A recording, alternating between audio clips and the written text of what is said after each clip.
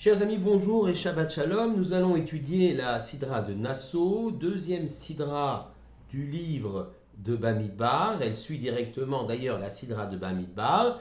Et il y a un enchaînement entre la fin de Bamidbar et le début de Nassau, puisque la fin de Bamidbar est consacrée au recensement des tribus de Lévi. La tribu de Lévi est divisée en trois sous-tribus selon effectivement les trois fils de Lévi et qui vont former trois sous-tribus par la suite, leurs descendants. Il s'agit donc de Kehat, Gershon et Merari.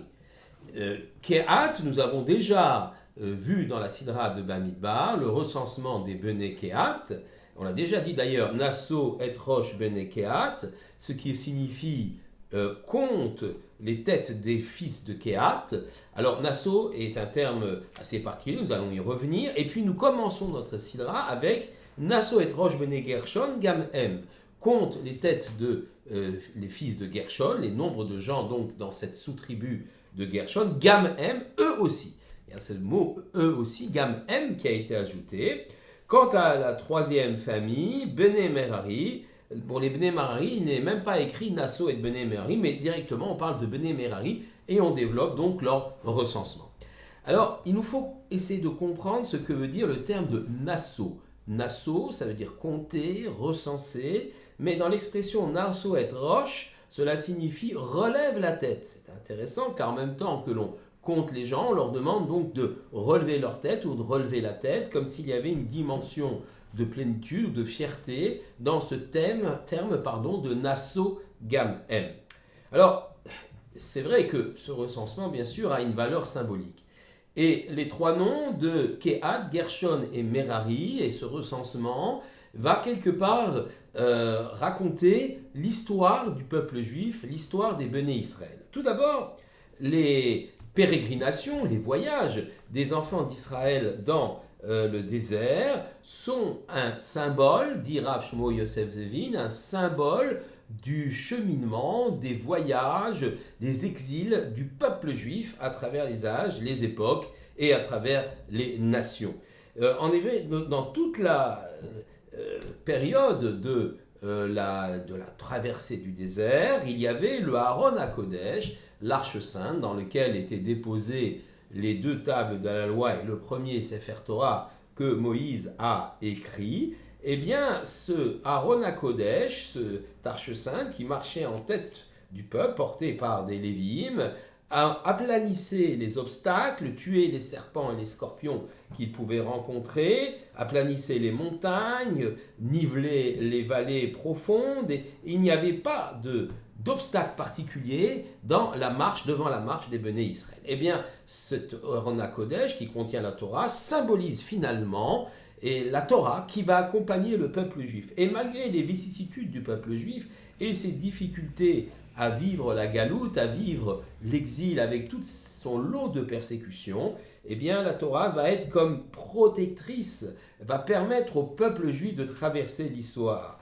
En effet, nous savons qu'à chaque génération, chez l'Oechad Bilvad, Amad Aleinu le Chaloteinu, et là, chez Chochol Davador, Amad Aleinu le Chaloteinu. Ce n'est pas seulement à une génération, on voit ça dans la Haggadah de Pessah, bien sûr, que nos ennemis veulent se lever pour nous détruire, mais à chaque génération, ils veulent le faire. Eh bien, quel est notre bouclier par rapport à ces ennemis ? Eh bien, c'est la Torah, symbolisée par le Aaron HaKodesh ici, de la même façon que le Aaron HaKodesh avance dans le désert et détruit tous les obstacles et tout ce qui pourrait être dangereux pour les Béné Israël. Eh bien, la Torah permet au peuple juif de traverser l'histoire. Certes, les persécutions sont là, il y a eu des massacres, mais la Torah a permis au peuple juif de traverser cette histoire et de revenir aujourd'hui sur sa terre, comme il est écrit, Veyafutsu yovecha, veyanusu mesanecha mipanecha. Se lèvera, donc lève-toi Hachem, et tes ennemis seront dispersés et ils fuiront devant toi, comme on le voit dans la Sidra de Baal Otecha. Donc effectivement, il y a une force de la Torah dans la protection du peuple juif qui lui a fait traverser l'histoire de façon surnaturelle et être présente aujourd'hui. Mais revenons donc aux trois familles, Kehat d'abord, cité dans Abraham Bamidbar, Gershon et Merari. Ces trois familles, eh bien, ces trois noms ont une signification. Kehat, Gershon et Merari, qui tout ont un lien avec l'histoire même du peuple juif. Le premier, c'est Kehat. Kehat, cela signifie le rassemblement, comme on le voit dans la Sidrat Vayechi, Lo Yikat Hamim, à lui, vers lui ou autour de lui, se rassemblent les peuples. Donc il y a une dimension de rassemblement. On fait allusion bien évidemment au kibbutz galouyot, c'est-à-dire au rassemblement des exilés, lorsque évidemment les Juifs quittent les différents lieux de l'exil pour retourner en Eretz Israël. Et là, on peut dire Nasso et Rosh ben Kehat. Voilà, on va relever la tête des fils de Kehat. En retournant en Eretz Israël, les Juifs redeviennent dignes et fiers de leur identité. Il y a cette façon de relever la tête, de Koma Zekoufa, dit le Rav Zevin. Le peuple juif retrouve sa force, sa dignité, sa souveraineté sur le pays d'Israël et redevient un peuple fort autour de sa Torah. Le Kehat, donc signifie effectivement le rassemblement. Gershon, c'est un petit peu différent, Milachon Gerushin. Gerushin, ça veut dire séparer, exilé. Gerushin, c'est un autre nom pour dire les gittin, les séparations entre un homme et une femme, chas v'shalom. Eh bien là aussi, le peuple juif a été séparé de sa terre, exilé. On peut dire que Gershon représente les Juifs encore dans la galoute et qui vont retourner bien sûr en Eretz Israël. Ils sont dans une situation intermédiaire et ils en sont conscients. Et donc ils vont effectivement retourner en Eretz Israël. Et contrairement d'ailleurs aux fils de Kehat, où il y a une sorte de volontarisme, les Juifs vont volontairement vouloir retourner sur la terre d'Israël, se rassemblent, Kehat. Dans Gershon, il y a cette idée aussi que les Juifs qui ont été chassés d'Eretz Israël, Gerushin chassés, vont être chassés aussi des pays dans lesquels ils avaient trouvé refuge, des pays de l'exil, de la galoute, à cause des persécutions, de l'antisémitisme, et ils vont devoir fuir. Et vers où vont-ils fuir? Baruch Hashem aujourd'hui, vers la terre d'Israël. Donc il y a aussi une dimension de, finalement, quelque part de fierté aussi, parce que s'ils partent des pays dans lesquels ils sont, parce que situation ne leur permet plus de vivre dans ces pays-là, la haine contre les Juifs est trop importante, ils quittent ces pays-là, se retrouvent en Eretz Israël, mais eux-mêmes sont comptés Nasso et Rosh Bene Gershon Gam Em.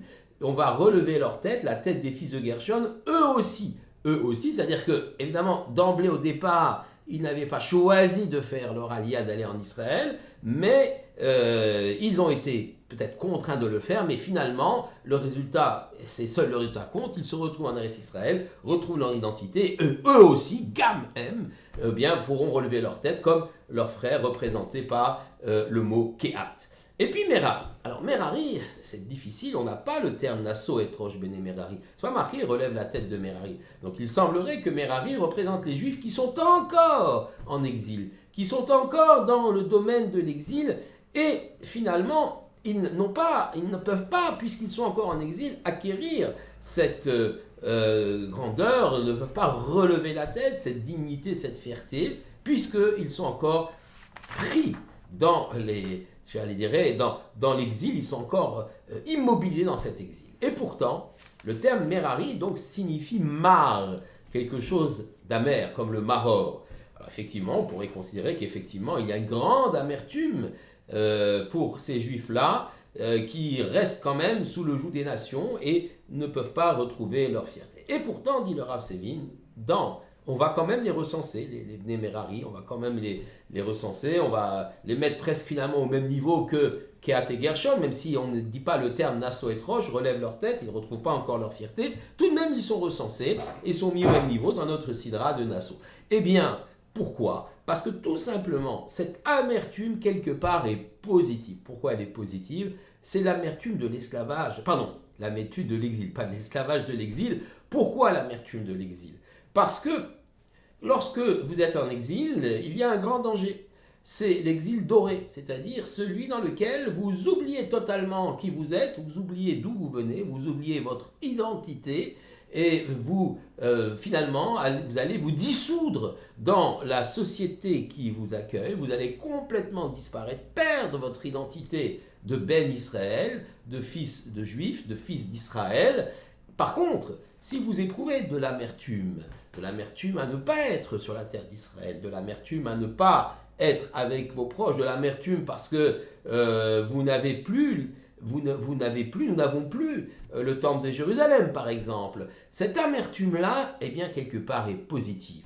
C'est comme un réveil de son propre identité. Et cette amertume peut être le point de départ de quelque chose de plus grand, un moteur, un catalyseur, pour nous permettre de prendre conscience de qui nous sommes. Ce mal-être de Juif de l'exil, lui permet de prendre conscience de qui il est, afin, effectivement, de retrouver le chemin de la terre d'Israël, de retrouver ses frères, ceux représentés par Kehat, ceux représentés par Gershon, dans un grand rassemblement de l'ensemble du peuple juif.